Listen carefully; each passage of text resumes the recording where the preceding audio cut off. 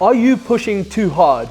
Or how about not hard enough when you're training? Are you an older runner wondering, is my heart still able to keep up with my passion? What if everything you thought you knew about maximum heart rate was wrong? Well, join Shona and I as we dive deeper into the surprising truth about maximum heart rate, what a good maximum heart rate is, how to determine your maximum heart rate, and more importantly, how a smart runner should use heart rate to run safer, faster, and be stronger.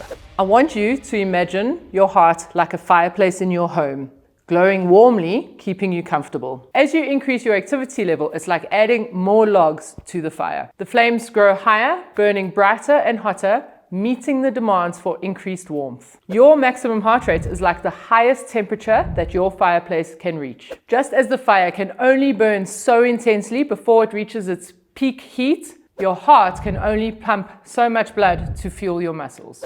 Exactly.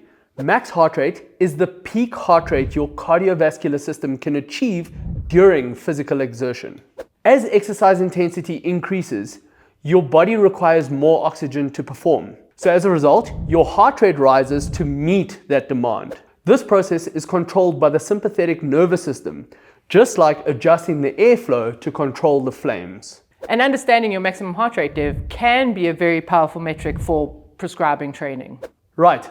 Before we look at how to determine your maximum heart rate, or more importantly, what is a good or bad max heart rate based on your age, it is important to point out that your maximum heart rate can differ depending on what sport you're doing. What I mean by that is if you're doing a load-bearing sport, something like running or cross-country skiing, there's a tendency for you to have a higher maximum heart rate to something like cycling, for example, or even swimming that is a lot less load-bearing.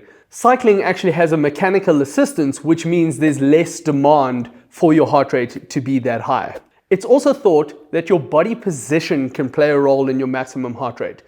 So I mean, if you're standing upright or vertical, horizontal lying down, or even seated, so for a sport like rowing, for example, can affect the maximum heart rate you might see in a session. This means that the maximum heart rate you might see on your heart rate monitor in a session, whether it's a training session or a race, is probably not your heart's true maximum capacity. It's also likely that your central nervous system manages your intensity over a session, and as a result, the maximum heart rate you will see is probably the maximum achieved, and again, not your true maximum heart rate. Maximum heart rate is very specific to the individual, and there is a variation between different people, essentially meaning that two people of the same age and the same sex can have very different maximum heart rates. In saying that, there is also a difference between males and females. Men tend to have a slightly higher heart rate max versus females. There are also age differences between maximum heart rate. We do know that maximum heart rate tends to fall quite linearly throughout your age. However, females' heart rate tends to fall slightly less dramatically than males. Right, that makes sense, Sean. So I guess now the natural question would be, is there a good or bad number when it comes to your personal max heart rate? It's a great question, but before we dive into that, we need to determine how you actually calculate your maximum heart rate. There's a number of formula and equations that do this, some more complicated than others.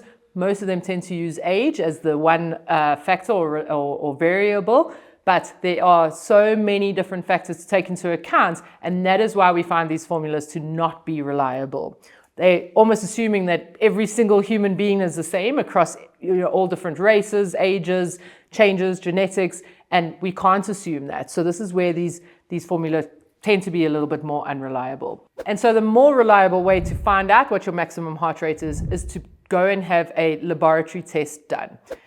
There's different protocols on how they measure this maximum heart rate, but it is always in a controlled environment, and those protocols that they used have been scientifically researched and are really determining your maximum heart rate. Okay, so knowing that, is this an indication of your fitness level? No, not at all. There's too much interhuman or interperson individuality to take that into account. And here is the million-dollar answer. There is no number that is necessarily too high or too low, or necessarily too good or too bad. And so knowing this, Dev, is there a way to improve your maximum heart rate? In fact, maximum heart rate is actually slightly reduced with increased aerobic fitness. Also, with detraining. The mechanism behind this is that you have a higher blood volume, which means your heart doesn't have to pump as hard to get that blood around the body. There are instances, however, where we have seen maximum heart rate decrease slightly after training. But at the end of the day, it's really important to note that maximum heart rate is individualized to you. So Dev, essentially what we're saying here is that your maximum heart rate is like your fingerprints. It's individual to you and it's not comparable to everyone else. It is natural that we see your maximum heart rate decline through your age, but that doesn't mean that lower is necessarily better. And the goal of training isn't to come up with this amazing maximum heart rate or this amazing magical heart rate number, it is to get fitter.